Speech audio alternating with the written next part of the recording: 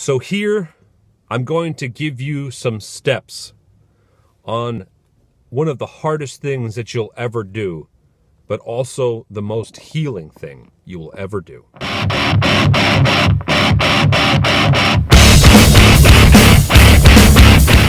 One of the most specific and unbelievable things that we could ever learn reside within the time that Christ died on that cross.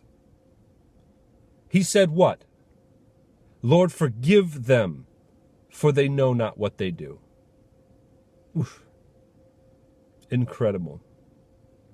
We just had a weekend with all the wise guys and all the podcasters from this Sanctuary International channel, the Bob Beeman channel. We got together and did another series of videos, ones that you absolutely cannot miss.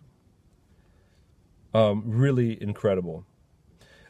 Everyone at the table there was gracious. I mean, just wonderful. I usually end up saying a bunch of crazy crap, like I always do, but they listened. No one attacked me. It doesn't matter if they agreed or disagreed. We all listened to each other. And we actually discussed this moment. Forgive them, for they know not what they do. You know, there are points when you begin to forgive and you get to those places, God does send you people that are worth your time and worth the pain if you have to suffer some with them.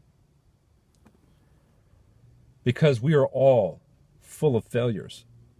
We are all full of unbelievable potential to hurt each other. It's the choice not to. Forgiving someone is removing their responsibility with the pain that you have. We would always love to have some type of formula that would remove that pain. This is where it begins. You remove that person's responsibility with it. Anytime that after you forgive them initially, that you think of them again, and that pain comes rushing back in, and that anger comes rushing back in, you forgive them again. They are no longer responsible for this pain that I have. It is mine. This life brings pain. It just does. It's what we do with it, is how we defeat what is trying to kill us. What is the best way? To love. That's what Christ did on the cross. That's why he did say, they know not what they do. Now, I'm an incredibly imperfect man.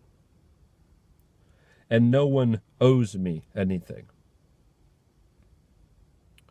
I want to serve God. I want to be clear with him. I want there to be a clear communication between him and I. And he is always made perfect in my weakness. And my weakness happens to be the pain that I suffer from. But I don't have any faces attached to this pain because I've forgiven them.